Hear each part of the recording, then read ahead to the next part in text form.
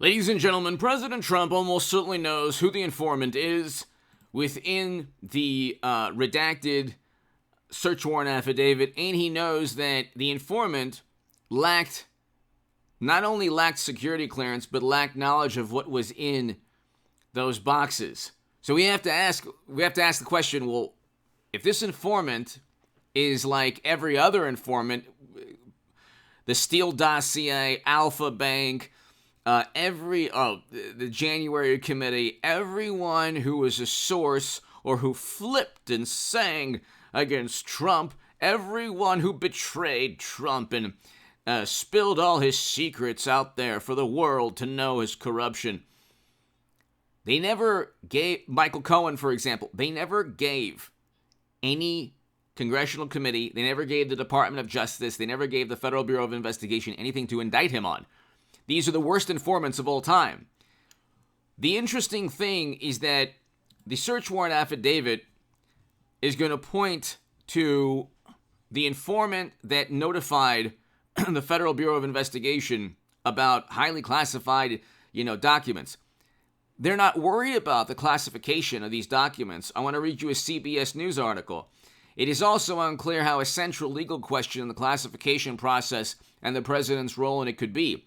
As the New York Times points out, none of the statutes cited in the warrant rely on whether the records were classified or not. They don't care about they know he's a former president. They know he's going to have classified data, or there's going to be a negotiation between the National Archives. They've been working since 2021. Who cares if the National Archives is upset with Trump? The entire United States government is upset with Trump. They can't stand him. They can't stand the record highs in household median income in 2019 and the record low in poverty. You're literally voting for poverty if you vote Democrat. We're going to have a recession that's going to go way past the second quarter into past the third quarter. Third quarter will almost certainly be negative GDP. But that's another story. Hit subscribe to this channel. Hit subscribe to the Stock Market Crash channel and H.A. Goodman's other channel. I'll be doing... I always say this, but it's like growing one channel is difficult, but I'm telling you, ladies and gentlemen, I will be working on those channels also to grow them in September, starting September 1st. Definitely. And if you want to support my work, my Patreon is below. To my new Patreons, thank you. Become a member of this channel. Share this segment everywhere. The search warrant signed by the Florida magistrate judge entails items, quote, illegally possessed in violation of 18 U.S. Code 793, 2071, or 1519. They're trying to say that he shouldn't have had these documents in his possession or that he removed them. Not so much that, well, he had top secret or special access program or sensitive documents or confidential documents.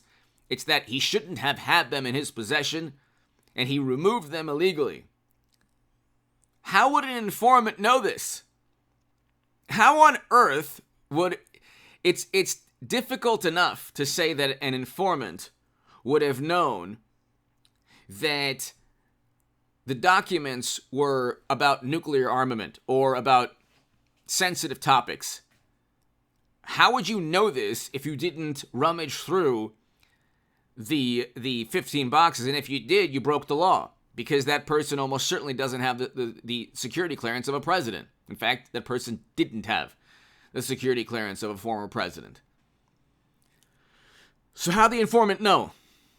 You have the Steele dossier informants, which said that Trump was in a Moscow hotel room. Okay, so these people just say anything, and then they get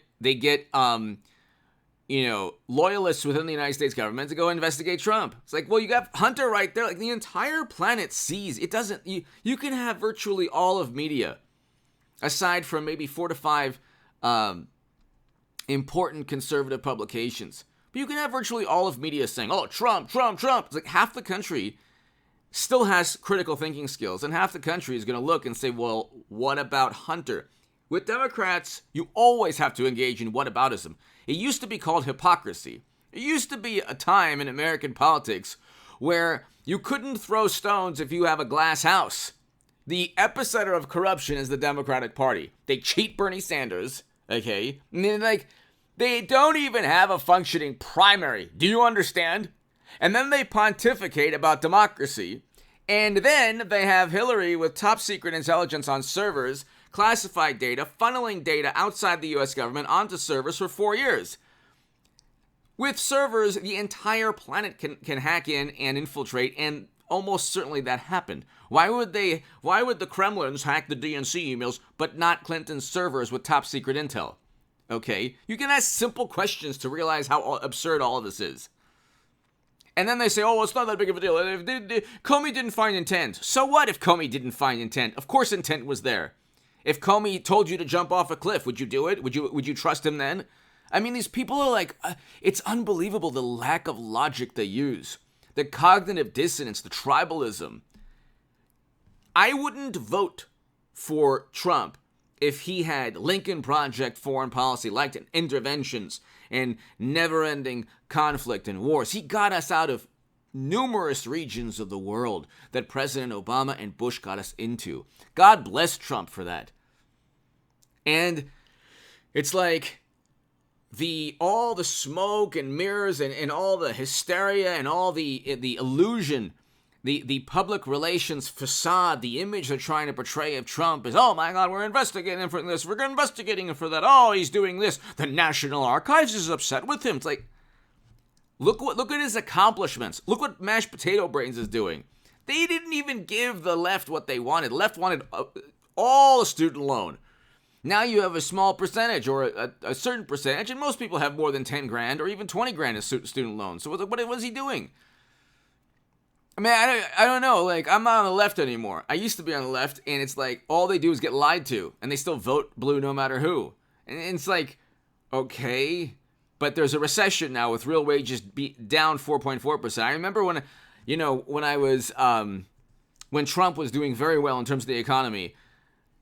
I told a very intelligent person, and he said to me, oh, well, real wages aren't up that much. It's like real wages are down 4.4%. Now what do you have to say? And they say inflation is down, but food prices are up. And, energy is going up. Because the global supply is not meeting global demand. And there's supply cuts now. So it's like unfortunately, everything's going to get worse. And you look at 2019, we were, in terms of the economy, our presence on the world stage, we were not only respected, but people understood, countries understood that we had the economy. Unfortunately, we still, the great thing with Trump is that he had the economy, but he didn't have the Lincoln Project foreign policy. Foreign policy is dependent upon your economic might. Your influence on the world stage is dependent upon your economic might and then military might, because your military might is tied to your economy. Okay? And so we now have an economy in turmoil and freefall. It's only getting worse. Everything's getting worse. Housing, the interest rate, you can't increase interest rates during a recession. When you're saying inflation's going down but food prices are going up, at a certain point, this whole thing has to, it's the public relations spin is going to eventually give way to a cataclysmic market crash, which I've been saying since September of 2021. And we're seeing, I called a recession. I said all of this would take place on the stock market crash channel. It's now H.A. Goodman's other channel, and then the Bitcoin crash channel is now the stock market crash channel. But here, so subscribe to all three, obviously this one also. But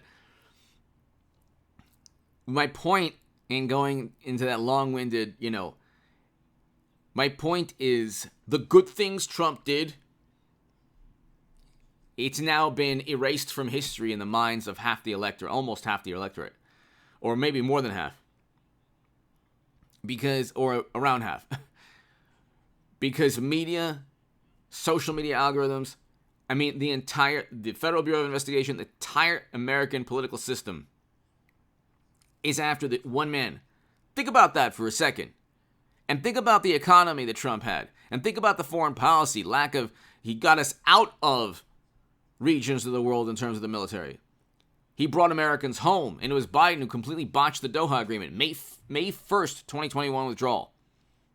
And Biden said, Just, we'll go past May 1st. That caused the catastrophe.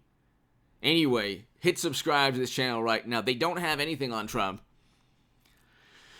They could very well indict him for something he didn't do. They set him up for something he did, lots of things he didn't do. But think about why they're after him. Think about that. Give me your thoughts below. Hit subscribe to this channel right now.